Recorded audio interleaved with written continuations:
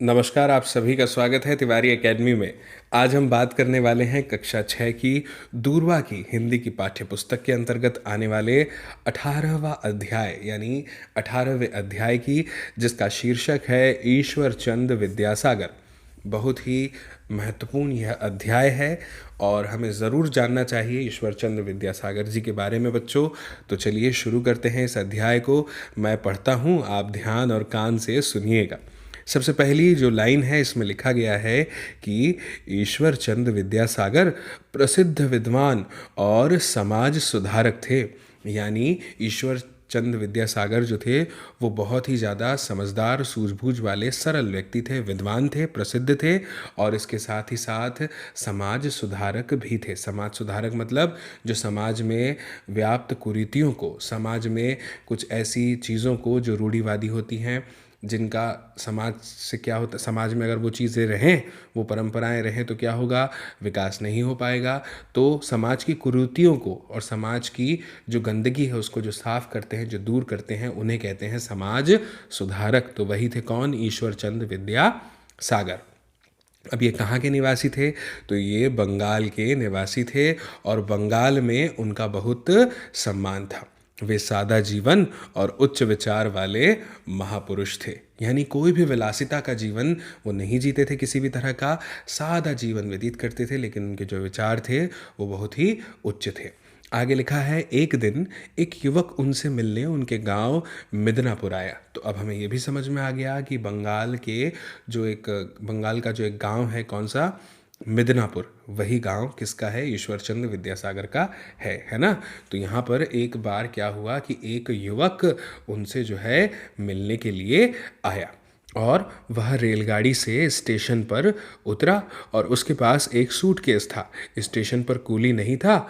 उस युवक को बहुत गुस्सा आया। वह बोला, यह अजीब स्टेशन है, यहाँ एक भी कूली नहीं है। और उसी गाड़ी से एक और आदमी उतरा। वह बहुत ही सादी पोशाक में था। वह आधी बाह का कुर्ता, धोती और चप्पल पहने हुए था।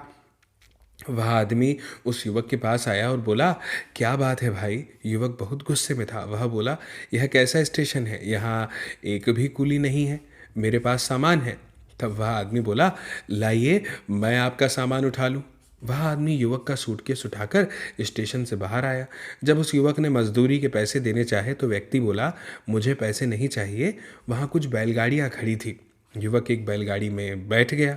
दूसरे दिन क्या हुआ बच्चों, सवेरे वह युवक ईश्वर चंद्र के घर आया, क्योंकि वह व्यक्ति दरअसल ईश्वर चंद्र विद्यासागर से मिलने ही तो आया था।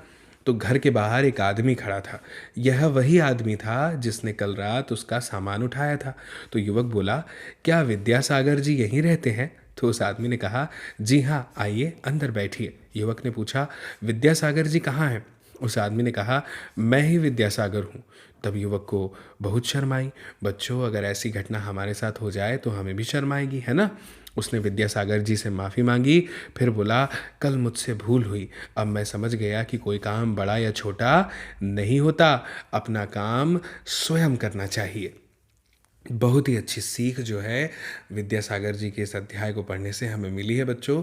और एक बात मैं यहाँ पे आपको बताना चाहूँगा कि हमेशा जो असली शिक्षा होती है ना, वो व्यक्ति के कर्मों से दिखाई देती है, ना कि उसकी वाणी से। इसके बाद में अब देखिए बच्चों, हम आ गए हैं इस अध्याय के सबसे रोचक हिस्से पे। ये रोचक हिस्सा क्या है? ये रोचक हिस्सा है अभ्यास का। आप तो जानते ही हैं कि यह जो हमारी दूरवा की पाठ्य पुस्तक है, इस पाठ्य पुस्तक का यह उद्देश्य है कि हम जब कक्षा 6 से निकल जाएं तो हमें हिंदी के हर शब्द का सही सही उच्चारण करते बनने लगे। और इसीलिए इस किताब के, इस पाठ्य पुस्तक के हर अध्याय में ऐसे कुछ अभ्यास हमें दिए हुए हैं जो मुख्य रूप से हमारे शब्दों की समझ पर जोर देते हैं। तो चलिए सबसे पहले देखते हैं पहले नंबर पर क्या दिया है, पढ़ो और बोलो।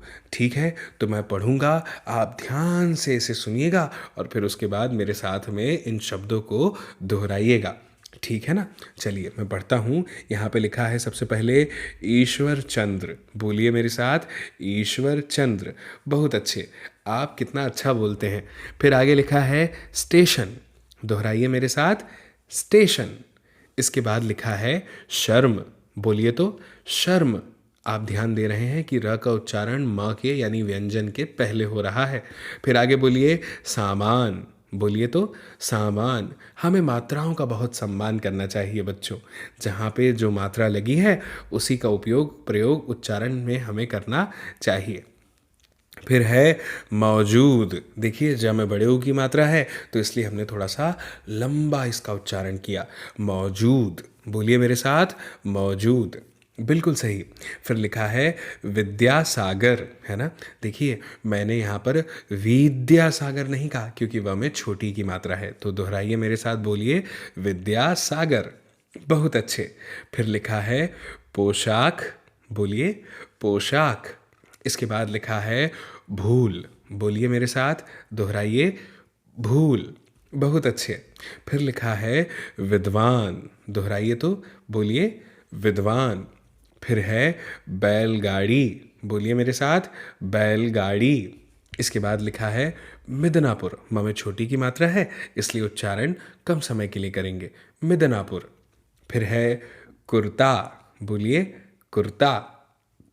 इसके बाद लिखा है चप्पल, दोहराइए तो, बोलिए मेरे साथ, चप्पल।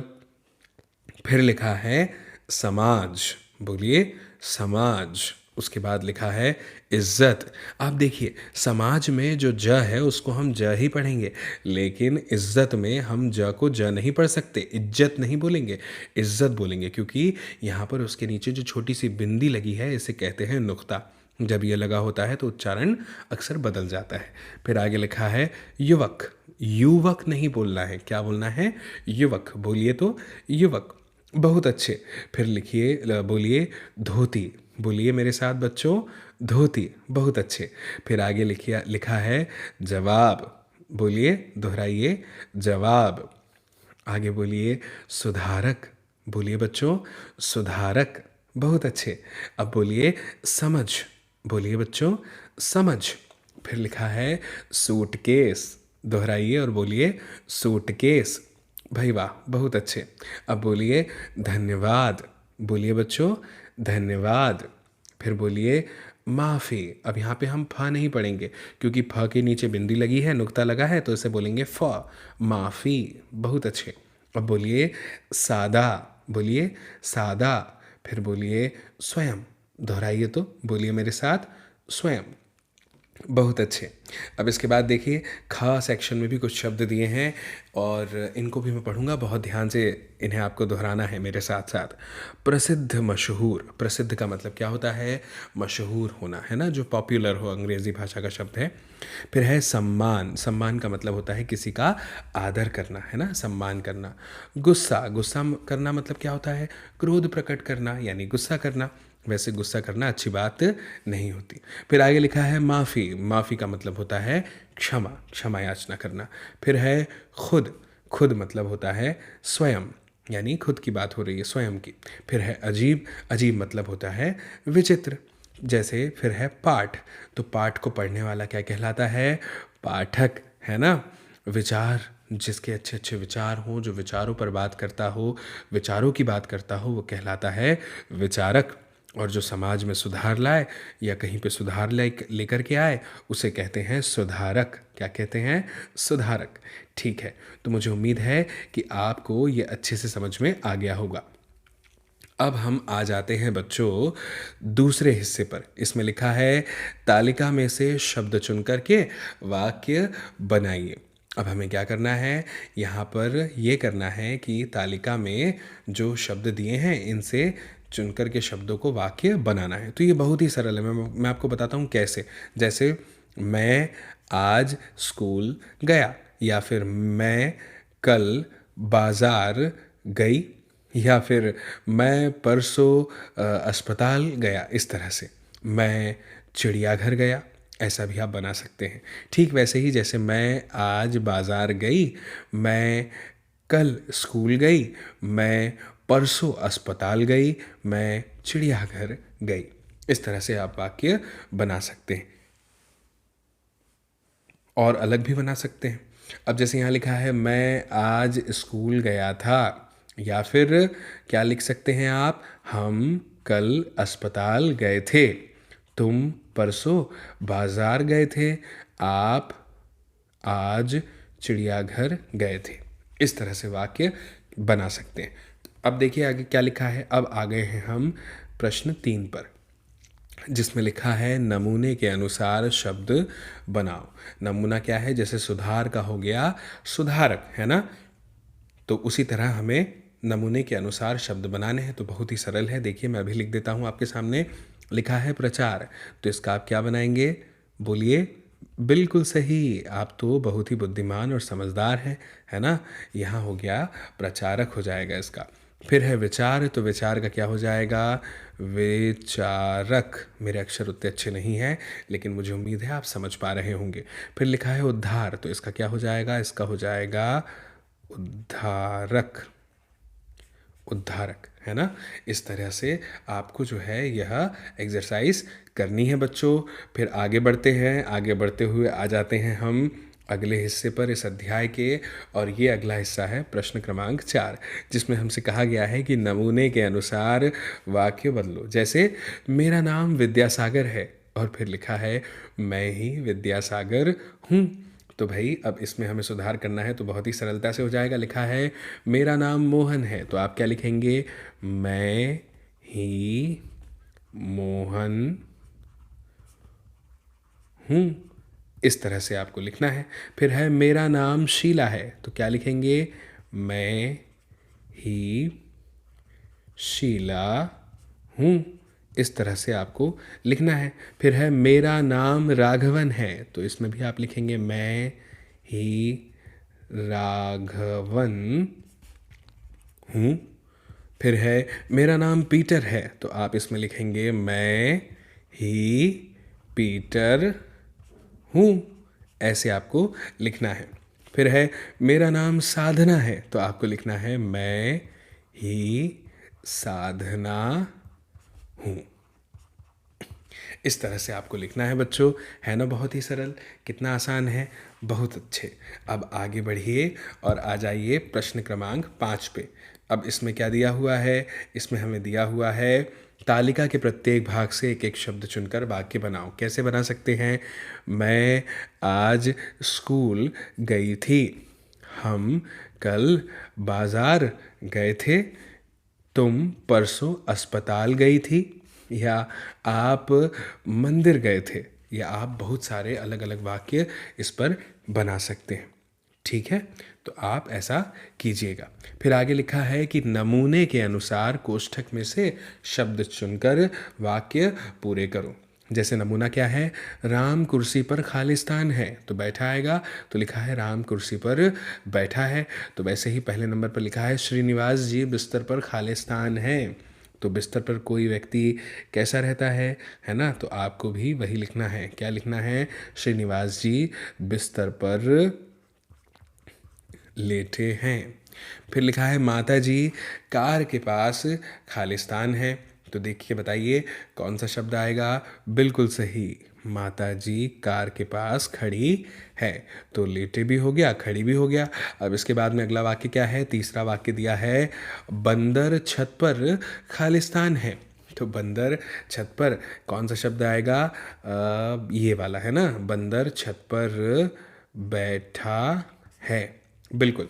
फिर लिखा है कुछ बच्चे भी वहाँ खालिस्तान है, तो कुछ बच्चे भी वहाँ पर क्या हो सकता है, हाँ खड़े हैं, है ना। कुछ बच्चे भी वहाँ पर खड़े हैं, कुछ बच्चे भी वहाँ खड़े हैं। फिर लिखा है तुम यहाँ क्यों, और इसमें आ जाएगा जो अंतिम बचा था हमारा, बैठे, है ना। तुम यहाँ क्यों बैठे हो। बिल्कुल सही। अब आ गए हैं हम इसी के दूसरे हिस्से पर, खा नंबर पर। यहाँ पे क्या लिखा है बच्चों, यहाँ पे लिखा है एक और नमूना हमारे सामने। क्या है नमूना, राघव अभी कमरे में बैठा है, और लिखा है राघव पहले से कमरे में बैठा था। तो बिल्कुल इसी तरह से जो है हमें यहाँ पर वाक्यों में सुधार करना है। अभी कर देते हैं, बहुत ही सरल है ना। तो चलिए करते हैं इसको भी। इसमें लिखा हुआ है, सबसे पहला वाक्य है वूटन इस समय दरवाजे पर खड़ा है। वूटन इस समय दरवाजे पर खड़ा है। तो इसमें क्या लिख देंगे हम यहाँ पे लिख देंगे कि अच्छा ये बड़ी की मात्रा है। वूटन पहले से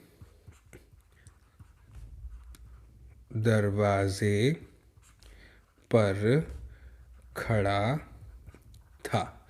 इस तरह से हम इस वाक्य को पूरा कर देंगे। जैसे अगला वाक्य क्या है, सना अभी कुर्सी पर बैठी है। तो इसमें लिख देंगे सना पहले से कुर्सी पर बैठी थी।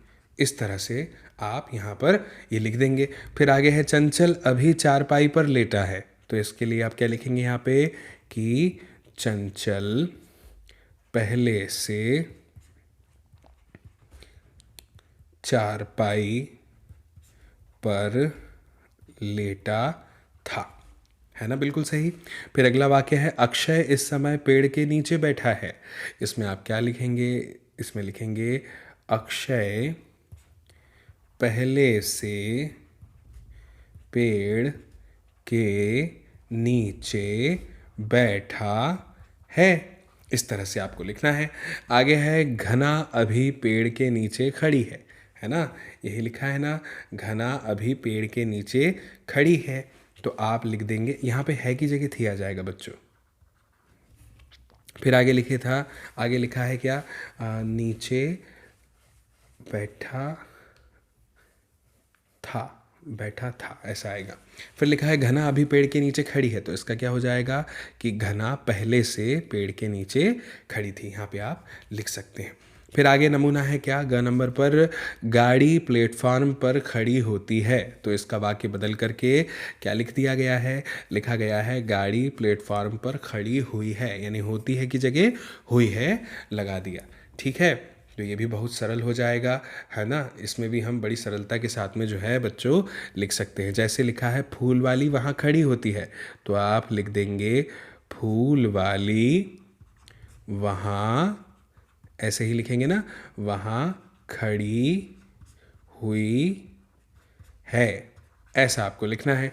आगे लिखा है अगला वाक्य सब्जी वाला गली में खड़ा होता है। तो इसका क्या करेंगे आप, कैसे लिखेंगे इसको बताइए मुझे। सब्जी वाला गली में खड़ा हुआ है, ऐसे आपको लिखना है। अगला है दूध वाला दरवाजे पर खड़ा होता है। तो आपको लिखना है दूध वाला दरवाजे पर खड़ा हुआ है, ऐसा आपको लिखना है। फिर है बस गली में खड़ी होती है। तो यहाँ पे आपको लिखना है बस गली में खड़ी हुई है, ऐसा आप लिखेंगे। फिर है रूपा लाइन में खड़ी होती है। तो आपको लिखना है रूपा लाइन में खड़ी हुई है। इस तरीके से आपको इन वाक्यों को लिखना है बच्चों। मुझे उम्मीद है आपको ये समझ में आया होगा। अब आ गए हैं हम छठे हिस्से पर। छठे हिस्से में क्या दिया हुआ है देखिए, तो छठे हिस्से में दिया हुआ है कि कैलेंडर देखकर नमूने के अनुसार रिक्त स्थानों की पूर्ति कीजिए। बहुत सरल है, अभी कर लेते हैं। लिखा है 15 तारीख को खालिस्तान है। यहाँ पे लिखा है 15 तारीख को रविवार है। तो हम बिल्कुल कर सकते हैं। यहाँ पे नमूने को देखकर हमें करना है कि 20 तारीख को खालिस्तान है। तो 20 तारीख कहाँ है बच्चों, यहाँ पे देखिए 20 तारीख यहाँ है। तो 20 तारीख को क्या है, शुक्रवार। तो आपको यहाँ पे लिखना है कि 20 तारीख को शुक्रवार है। फिर लिखा है खालिस्तान को 1 तारीख है। तो 1 तारीख कब है, रविवार को है। तो यहाँ पे लिखना है आपको रविवार को 1 तारीख है। फिर लिखा है 25 तारीख को खालिस्तान है। तो 25 तारीख कब है, 25 तारीख आप देख पा रहे हैं यहाँ पर है। तो 25 तारीख को तो बुधवार है। तो आप लिखेंगे कि 25 तारीख को बुधवार है। फिर लिखा है खालिस्तान को 30 तारीख है। तो 30 तारीख कब है, 30 तारीख तो सोमवार को है। तो यहाँ पे आ जाएगा कि सोमवार को 30 तारीख है। फिर लिखा है दूसरा शनिवार खालिस्तान तारीख को है। दूसरा शनिवार खालिस्तान तारीख को है। तो दूसरा शनिवार कौन सी तारीख को है? ये पहला और ये दूसरा। दूसरा है 14 तारीख को। तो यहाँ पे आप 14 लिख देंगे। बड़ी सरलता से जो है यह अभ्यास, ये वाला हिस्सा भी पूरा हो गया। इसके बाद में अब हम आ जाते हैं बच्चों इस अभ्यास के अंतिम और सबसे महत्वपूर्ण हिस्से में। ये सबसे महत्वपूर्ण और अंतिम हिस्सा क्या है? ये है प्रश्न के उत्तर देना है। अध्याय पर आधारित है, पाठ के अनुसार हमें प्रश्न के उत्तर देने हैं। सबसे पहला प्रश्न है, ईश्वर चंद्र विद्यासागर कौन थे? तो आप इसके जवाब में लिखेंगे कि ईश्वर चंद्र विद्यासागर, इतना तो आपको लिखना ही है। और फिर आगे से आप लिखिएगा कि ईश्वर चंद्र विद्यासागर प्रसिद्ध विद्वान, जैसा कि अध्याय में दिया हुआ है ना, प्रसिद्ध विद्वान और क्या थे बच्चों? इसके साथ साथ समाज सुधारक। तो आप ऐसा लिख देंगे, प्रसिद्ध विद्वान और समाज सुधारक थे। ठीक है। इसके बाद में अगले प्रश्न में लिखा है बच्चों कि कुली न देखकर युवक ने क्या कहा? जब कुली नहीं दिखा तो युवक ने क्या कहा? जो युवक वहाँ पर था उसने क्या कहा? तो आपको ऐसा लिखना है, कुली न देखकर युवक ने कहा।